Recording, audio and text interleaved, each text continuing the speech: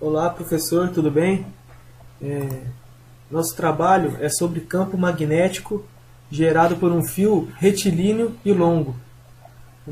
Para a gente explicar o nosso trabalho, vai falar sobre o campo magnético primeiro, explicar o que é o campo magnético, da onde surgiu, né? Então, as primeiras observações do fenômeno magnético é muito antigo. Acredita-se que essas observações foram realizadas pelos gregos, numa cidade que eles chamavam de Magnésia. E lá verificaram que existia um certo tipo de pedra que era capaz de atrair os pedaços de ferro. Sabe-se atualmente que essas pedras são denominadas ímãs naturais, que é o nome delas, e são constituídas por um certo óxido de ferro. E o termo magnetismo, né, foi usado para designar os estudos das propriedades desses ímãs, em virtude ao nome da cidade que foi descoberto, que era a Magnésia. E observou-se que um pedaço de ferro colocado nas proximidades de um ímã natural adquiria as mesmas propriedades do ímã, né, que é chamada imantação, que é a introdução dessas propriedades. Daí obtendo assim os ímãs que não são naturais, né, que são os ímãs artificiais. Os fenômenos magnéticos. Verificou-se que os pedaços de ferro eram atraídos com maior intensidade por certas partes do ímã, né, e são chamados de polos dos ímãs. Um ímã sempre possui dois lados, né, e os dois lados são feitos com comportamentos opostos, e são chamados de polo norte e polo sul magnéticos. Tá? Verifica-se que os dois ímãs em forma de barra, quando aproximados um ao outro, apresentam forças e interações entre eles. E são duas forças, né, em específico, que é a repulsão e a atração. Quando os polos, né, são iguais, norte com norte, que está aqui no exemplo do slide, ocorre a repulsão, quer dizer que eles vão se afastando. E quando os polos são ao contrário, que são o polo sul e o polo norte, eles têm a atração, eles se juntam, né? Tanto que aqui está escrito polo de mesmo nome se repelem, e nomes diferentes eles se atraem. E agora a gente vai falar sobre a propriedade de inseparabilidade dos polos. É bem interessante isso. Aqui nesse slide, né, e sobre a propriedade, eles falam se a gente cortar o ímã em duas partes, pegar essas duas partes, cortar novamente, ir cortando e cortando e cortando, até que se obtenha átomos, ele sempre vai ter dois polos, né, que são os polos norte e o polo sul. Então aqui fala do slide. Cortemos um ímã em duas partes iguais, que por sua vez pode ser redivididas em outras tantas. Cada uma dessas partes constitui um novo ímã, que, embora menor, tem sempre dois polos, que é o norte e o sul que eu expliquei. Esse processo de divisão pode continuar até que obtenham-se átomos, né, que têm a propriedade de um ímã. Agora a gente vai falar um pouco sobre a bússola, que a bússola foi a primeira aplicação prática dos fenômenos magnéticos, né? E ela é constituída por um pequeno ímã em forma de losango, e é chamado de agulha magnética, e pode se movimentar livremente. E aí embaixo aí agora mostra um desenho, né, do lado direito de uma bússola, e ali está especificando o norte geográfico e o sul geográfico. E ali no meio dele tem um losango indicando o norte e o sul também. E do lado esquerdo é uma bússola mesmo antiga, mas é uma bússola também. E ali no desenho anterior mostrava o polo norte e o polo sul. Então quer dizer que o polo norte do ímã ela aponta aproximadamente para o polo norte geográfico. E o polo sul do ímã aponta aproximadamente para o polo sul geográfico. E quem vai explicar isso para a gente agora vai ser o nosso colega aqui também de trabalho, que é o Leonardo. Ele vai mostrar um vídeo que ele fez no seu trabalho lá, né, na Embraer. Vai mostrar alguns fios e a bússola da aeronave. É com você aí, Leonardo.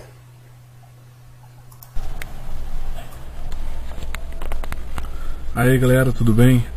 Hoje eu vou mostrar o campo magnético produzido pela corrente em um fio. Deu uma sacada numa aeronave, o que pode acontecer, qual a influência do campo magnético nesse sistema. Dá uma olhada. Essas partes aqui são a parte de comandos, todo o sistema elétrico de uma aeronave. Então, como podem ver, cada fio ele traz uma corrente. Essa influência do campo magnético pode interferir no sistema de bússola da aeronave, que fica aqui no cockpit de uma aeronave. Essa é a bússola. Essa bússola ela pode ser interferir, né? Então temos todos esses equipamentos eletrônicos da aeronave, aonde cada fio corre uma energia elétrica. E agora a gente vai falar de um fato interessante, que é o ímã da Terra. A Terra se comporta como um grande ímã, cujo polo magnético norte é próximo ao polo sul geográfico e vice-versa, né? Embaixo. E os polos geográficos e magnéticos, né, da Terra não se coincidem, como mostra aí na foto, né, que tem no slide aí do lado direito. O norte geográfico, o sul magnético um pouquinho à esquerda, e o sul geográfico e o norte magnético um pouquinho à direita. Então, um pouco inclinado e eles não se coincidem. Né? Agora a gente vai falar o que é o campo magnético. Né? A gente vai falar sobre a definição. Então, define-se como campo magnético toda a região do espaço em torno de um condutor percorrido por corrente elétrica ou em torno de um ímã. Ele fala que a cada ponto P do campo magnético associaremos um vetor B, denominado vetor de indução ou vetor de campo magnético. Daí o Sistema Internacional de Unidades, a toda unidade intensidade do vetor B denomina-se Tesla, que é o símbolo T maiúsculo. Direção e sentido do vetor B. Uma agulha magnética, colocada em um ponto dessa região, orienta-se na direção do vetor B, como a imagem embaixo. O polo norte da agulha aponta no sentido do vetor B, e a agulha magnética serve como elemento de prova da existência do campo magnético num ponto. Agora, as linhas de campo magnético. Em um campo magnético, chama-se linha de campo magnético toda linha que, em cada ponto, é tangente ao vetor B e orientada no seu sentido. Então, ali na figurinha aqui embaixo do lado direito, está mostrando o B1 e o B2 e os dois pontos, 1 e o 2, da linha de indução. Né? As linhas de campo magnética ou linhas de indução são obtidas experimentalmente, pela experiência. As linhas de indução saem do polo norte e chegam ao polo sul, externamente ao ímã, então sempre do lado de fora, por isso que a linha de indução está ali e os vetores estão ao lado de fora. As linhas de indução são uma simples representação gráfica da variação do vetor B. Agora vamos falar sobre a linha de indução. E aí aqui do lado esquerdo tem o ímã em forma de barra, né? E as linhas de indução. E o sentido delas, está vendo que em cima está para a esquerda, né? Fazendo um sentido anti-horário, e a parte de baixo fazendo um sentido horário. As linhas de indução obtidas experimentalmente como limalha de ferro, ele está falando que cada partícula de limalha comporta-se como uma pequena agulha magnética. Agora eu vou falar de uma curiosidade que não está no nosso trabalho, mas é bom saber, né? Que são as linhas de indução do campo magnético uniforme, que é um ímã em forma de U, né, ou ferradura. Tem um desenho aqui à esquerda que mostra o norte e o sul, uma foto, né, norte do sul magnético, e aqui um desenho ao lado o norte e o sul. E pode prestar atenção que tem o mesmo sentido, né? Ponto 1, 2, 3 e os vetores. E aqui fala que o campo magnético uniforme é aquele que no qual, em todos os pontos, o vetor B tem a mesma direção, o mesmo sentido e a mesma intensidade. Outra curiosidade é a classificação das substâncias magnéticas, né? São divididas em 3 classificações. Ferromagnéticas, que é o ferro, o cobalto, o níquel, né? São aqueles que apresentam facilidade de imantação quando há a presença de um campo magnético, né? Ímã, essas coisas. Paramagnéticos, que é a madeira, o couro e o óleo. São aquelas que a imantação é difícil quando em presença de um campo magnético.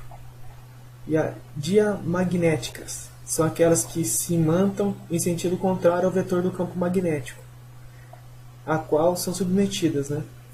E os corpos formados por essas substâncias são repelidos pelo ímã, que criou o campo magnético. O exemplo é o cobre, a prata, o chumbo, o ouro, etc. Imantação transitória e permanente, né? Os ímãs permanentes são aqueles que, uma vez imantados, conservam suas características magnéticas. Os ímãs transitórios são aqueles que, quando submetidos num campo magnético, passam a funcionar como ímãs, né? Assim que cessa a ação do campo, ele volta às características anteriores. Então, um conserva e o outro volta à característica anterior. A experiência de Ørsted. Vamos falar um pouquinho sobre ele. Em 1820, o físico dinamarquês Hans Ørsted notou que uma corrente elétrica fluindo através de um condutor desviava uma agulha magnética colocada em sua proximidade. Embaixo aí ele fez um experimento, né, mostrando o desvio, né, com a luz acesa e apagada. A experiência de Ørsted. Quando a corrente elétrica I se estabelece no condutor, a agulha magnética assume uma posição perpendicular ao plano definido pelo fio e pelo centro da agulha.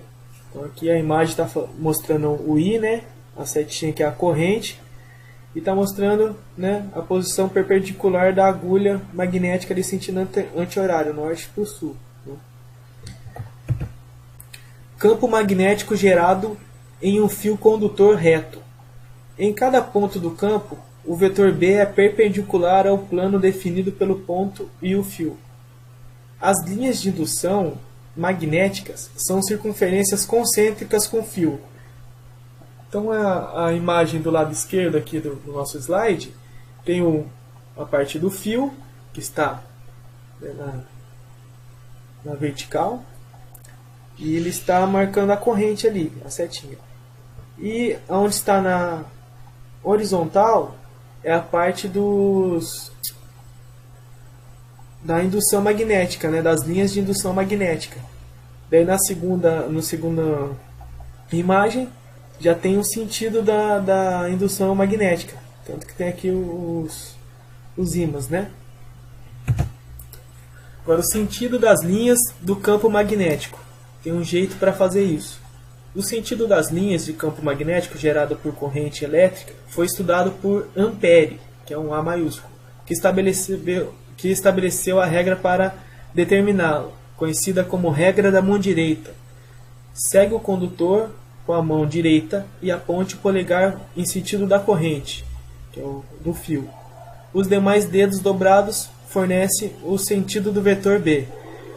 E para demonstrar isso, tem um vídeo que nós pegamos no YouTube, que o nosso amigo, também colega de trabalho, Gustavo, ele vai explicar para a gente como é essa regra da mão direita. Agora é com você, Gustavo. Agora iremos falar da regra da mão direita.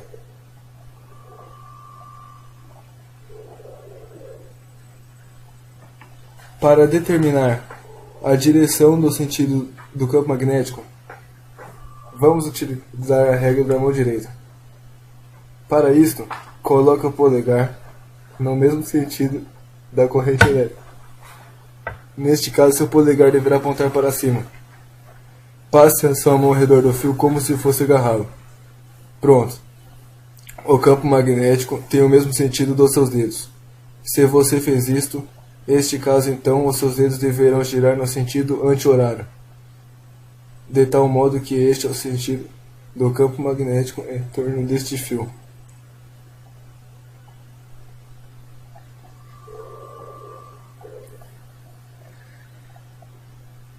Ao aproximar uma bússola de um condutor no qual passa uma corrente elétrica contínua, você observará que esta bússola tenderá a se alinhar com o campo magnético, formando sempre a direção que é perpendicular ao fio no qual passa a corrente. Esta é uma prova de que todo condutor percorrido por uma corrente elétrica gera em torno dele um campo magnético.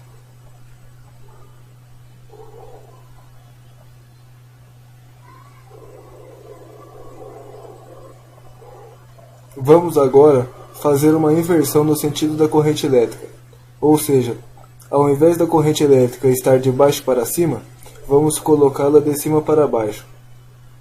O que você acha que deve acontecer com o sentido e a direção do campo magnético? Vamos então apertar o botão corrente reversível e provocar uma mudança no corrente. Ao invés de baixo para cima, agora ela irá de cima para baixo. E vamos observar o que acontece, tanto na direção da bússola quanto com a direção indicativa do campo magnético. Observe então que a bússola mudou sua orientação e o campo magnético agora está girando no sentido horário. Porém, observe que mesmo mudando um sentido da corrente elétrica e consequentemente o sentido do campo, a bússola continua se alinhando de tal forma que ela fica perpendicular à direção em que está passando a corrente elétrica.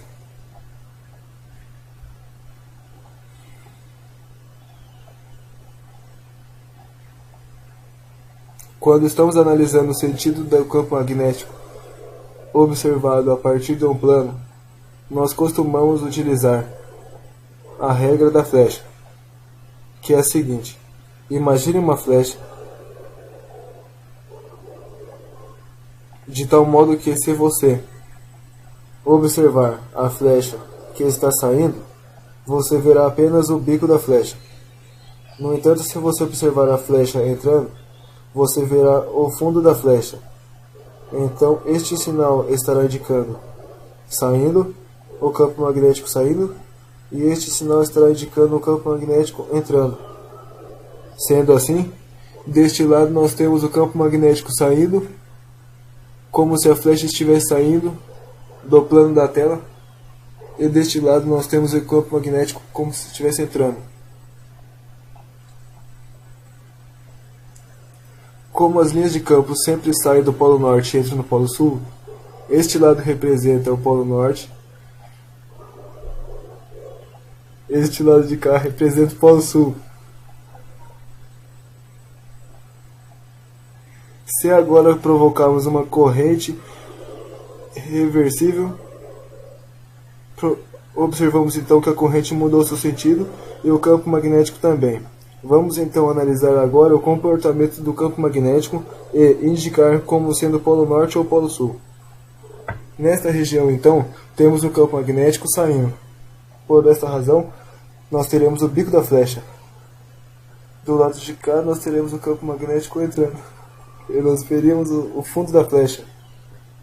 Como as linhas de campo sempre saem do polo norte e entram no polo sul, então este lado representa o polo norte e este representa o polo sul.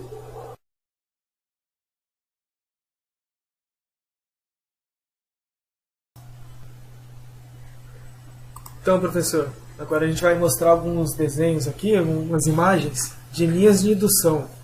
Aqui tem linhas de indução condutor retilíneo, vista em perspectiva. Aqui a gente está vendo que a corrente está aqui no vertical, e as linhas de indução na horizontal. Tem a vista de cima, essa imagem do meio, e a imagem da direita, a vista de lado. E aqui fala agora da bolinha o ponto, que é a grandeza orientada do plano para o observador, sentido saindo do plano. e outro com um risquinho com um xizinho, é a grandeza orientada do observador para o plano, entrando no plano.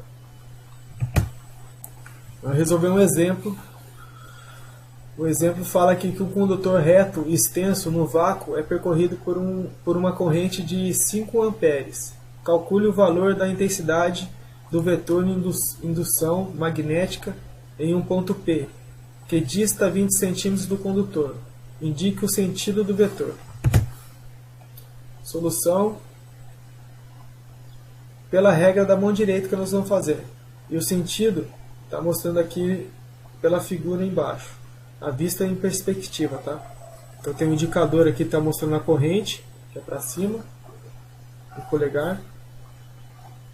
E agora tem os dados aqui que nós informamos, que é quantos a corrente, né? 5 amperes, a distância, que é 20 centímetros, e o zero inicial, que é 4 π vezes 10 a menos 7.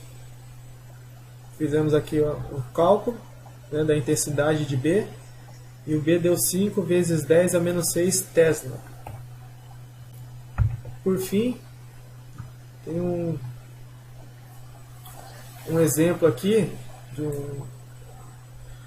sobre a força dos condutores percorridos por corrente.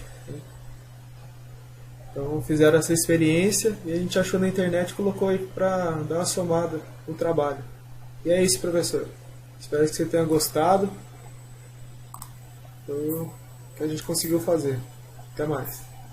Por fim, aí a gente vai dar uma luzinha para você. E aí, professor?